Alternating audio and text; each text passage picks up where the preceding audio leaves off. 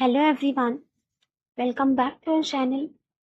Today we will learn some idioms and phrases based on SSC CGL previous year question. CGL previous year में कुछ idioms and phrases के questions हम आज discuss करेंगे. So let's start.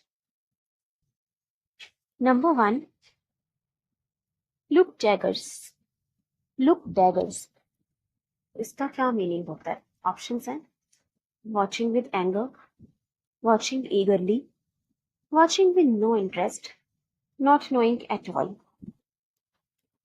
Watching with anger गुस्से से देखना, watching ईगरली बहुत उत्साह से देखना, बहुत केयरफुली किसी चीज को ऑब्जर्व करना, बहुत एक्साइटमेंट से उत्साह से देखना. वॉचिंग विद नो इंटरेस्ट मतलब आप कोई चीज देख रहे हो लेकिन आपका कोई इंटरेस्ट नहीं है, कोई टीवी सीरियल के घर में चल रहा देख रहे हो लेकिन इसमें आपका कोई इंटरेस्ट नहीं है. या फिर नॉट नोइंग एट ऑल मतलब आपको उस बारे में कुछ पता नहीं है. सो लुक टैगर्स का क्या मतलब होता है? Watching with anger, watching eagerly, watching with no interest, not knowing at all. Watching with daggers का मतलब होता है watching with anger, गुस्से से देखना. So answer is option 1, watching with anger. With daggers का मतलब है watching with anger. Okay. Next देखते हैं a green horn.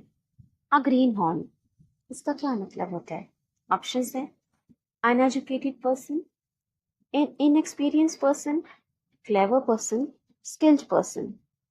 Uneducated person जो पढ़ा लिखा ना हो, इनएक्सपीरियंस पर्सन मतलब जो अनुभवहीन हो, उसको ज्यादा एक्सपीरियंस ना हो, फ्रेशर हो, नोविस हो, क्लेवर पर्सन जो चालाक हो, स्मार्ट हो, या स्किल्ड पर्सन जिसको कला आती हो. तो ग्रीन हॉर्न का क्या मीनिंग होता है?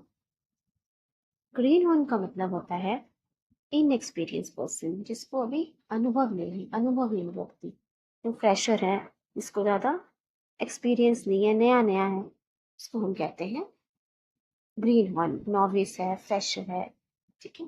सो आंसर हो जाएगा ऑप्शन 2, इनएक्सपीरियंस पर्सन. नेक्स्ट देखते हैं with might and main.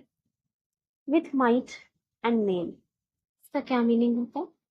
Options हैं with burden, without any aim बिना किसी मकसद के, विदाउट एनी एम बिना किसी पर्पस के, विदाउट हैप्पीनेस खुशी के बिना, विथ ऑल वंस पावर अपनी सारी शक्ति, अपनी सारी पावर लगा के, विथ ऑल वंस पावर.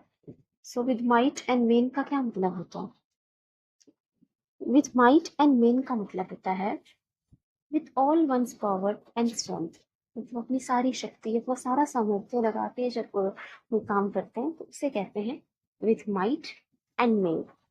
ठीक है. जैसे हम उस पिक्चर में देख सकते हैं एक रॉक को खींच रहा है, रस्सी को खींच रहा है अपनी पूरी ताकत लगा के, अपनी पूरी स्ट्रेंथ लगा के, with all one strength and power. So उसे हम कहते हैं with might and main, with all one's power and strength.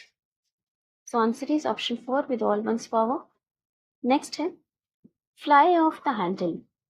Fly off the handle इसका क्या मीनिंग होगा? ऑप्शंस हैं to be aggressive at times, to become aggressive often, to lose one temper suddenly, to be always angry. Fly off the handle. To be aggressive at times मतलब कभी कभार गुस्सा हो जाना, टाइम टू टाइम गुस्सा होते रहना. टू बिकम अग्रेसिव ऑफन अक्सर गुस्सा होना, जब कोई अक्सर गुस्से में रहता है तो कहते हैं to be aggressive often, he is often aggressive. To lose one temper suddenly मतलब अपना आपा खो देना, अपना टेम्पर लूज करना, अचानक से भड़क जाना, अचानक से गुस्सा हो जाना. टू बी ऑलवेज एंग्री हमेशा ही गुस्से में रहना. क्या आंसर होगा इसका? Fly off the handle. To be aggressive at times कभी कभार गुस्सा होना, टू बिकम एग्रेसिव ऑफन अक्सर गुस्सा होना, to lose one temper suddenly अचानक से अपना आपा खो देना, भड़क जाना, गुस्सा हो जाना, क्रोधित हो जाना. टू बी ऑलवेज एंग्री हमेशा गुस्से में रहना, हमेशा क्रोध में. फ्लाई ऑफ द हैंडल का मतलब होता है to lose one temper suddenly अचानक से अगर कोई उसे अपना आपा खो देता है, अचानक से भड़क जाता है, गुस्से में जाता है, उसे कहते हैं fly off the handle. To lose one tempers suddenly जैसे अचानक से गुस्सा होने लग गया, so lose one temper suddenly का मतलब होता है, फ्लाई ऑफ द हैंडल का मतलब होता है to lose one temper suddenly. Next, not a bed of roses. Not a bed of roses. Options are a simple problem, a comfortable situation, full of difficulties, an easy victory. Simple problem, एक ऐसी problem जो आप solve कर सकते हो, simple सी problem है. Comfortable situation, एक आरामदायक स्थिति जहाँ आपको कंफर्ट मिलता है, आराम मिलता है, comfortable situation. Full of difficulties, मुश्किलों से, मुसीबतों से भरा हुआ. और अन ईजी विक्ट्री, एक ऐसी जीत, एक ऐसी विक्ट्री जो आपको आसानी से मिल गई, easy victory. So not a bed of roses है, not a bed of roses. से आपने सुना होगा, life is not a bed of roses. ठीक है, लाइफ में आपको कोई फूलों की सजी हुई सेज पे सबको सजा हुआ नहीं मिलेगा ना, आपको कुछ मेहनत करनी पड़ेगी. Life is not a bed of roses. तो not a bed of roses का मतलब होता है फुल ऑफ डिफिकल्टीज. मतलब ये कोई बहुत आरामदायक नहीं होने वाला. No, it is not a comfortable situation. ठीक है, a comfortable situation, simple problem या कोई इजी विक्ट्री नहीं है. It is not a bed of roses. Life is not a bed of roses, मतलब it is full of difficulty, संघर्ष से भरा हुआ है, स्ट्रगल से, डिफिकल्टी से भरा हुआ है, सबको सॉल्व करना है, लड़ना है, जीतना. सो not a bed of roses का मतलब होता है फुल ऑफ डिफिकल्टीज, मतलब फूलों की सेज पे सब कुछ सजा हुआ नहीं है, ये डिफिकल्टी से, संघर्ष से भरा हुआ. So answer is full of difficulties. Next देखते हैं, spill the beans. Spill the beans का मतलब क्या होता है? ऑप्शंस है to save something, to reveal a secret, to make a mess, to cook something delicious. Spill the beans, जैसे beans देख सकते तो कुछ में सारे गिर गए, बीन्स बीन्स सारे स्पिल हो गए, गिर गए, फैल गए. तो स्पिल द बीन्स का क्या मतलब होता है? टू सेव समथिंग, कोई चीज बचा के रखना. टू रिवील अ सीक्रेट, किसी की पोल खोल देना, सीक्रेट राज खोल देना. टू मेक अ मेस, गड़बड़ कर देना, गड़बड़ कर देना. टू कुक समथिंग डिलीशियस, कुछ अच्छा सा बनाना. स्पिल द बीन्स का क्या मतलब होता है? स्पिल द बीन्स का मतलब होता है टू रिवील अ सीक्रेट, कोई राज खोल देना, पोल खोल देना. ठीक है, उसे हम कहते हैं spill the beans. So answer is option number 2, to reveal a secret. Next देखते हैं, स्वैन सॉन्ग. स्वैन सॉन्ग आपने सुना होगा. ये स्वैन सॉन्ग का क्या मतलब होता है? ऑप्शंस है एन इजी परफॉर्मेंस, एक ऐसी परफॉर्मेंस जो इजी हो, इजी की परफॉर्म कर लिया, आपने परफॉर्म कर लिया अच्छे से.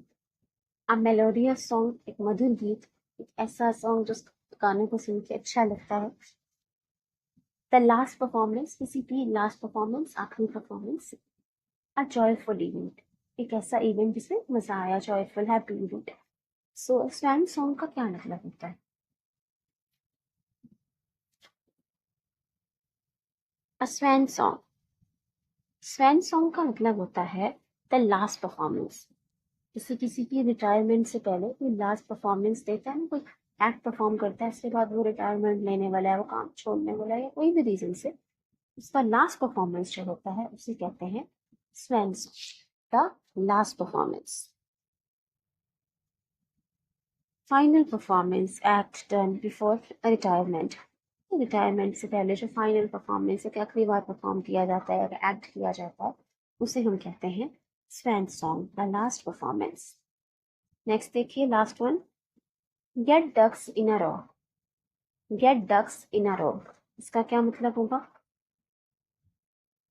To create chaos, to organize things effectively, to avoid responsibility, to make things complicated. To create chaos, मतलब chaos create करना, confusion create करना. To organize things effectively, चीजों को अच्छे से organize करना, order में रखना. To avoid responsibility, जिम्मेदारी से बचना, responsibility avoid करना.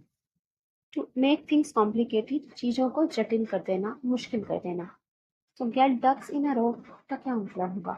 अगर आप डक्स को एक रो में ले आओगे तो क्या उससे कंफ्यूजन होगी? क्योंकि अब तो एक रो में आ रही है डक्स, तो क्या उस कंफ्यूजन नहीं होगा, कॉम्प्लिकेट भी नहीं होगा. रिस्पॉन्सिबिलिटी तो आप अवॉइड कर नहीं रहे, आप तो डक्स को एक रो में लगा रहे हो, तो ये भी नहीं होगा. आंसर हो जाएगा organise things effectively. Get ducks in a row का मतलब होता है चीज़ों को ठीक से ऑर्गेनाइज करना, सही तरीके से काम करना. सो gate ducks in a row का मतलब है organize things effectively.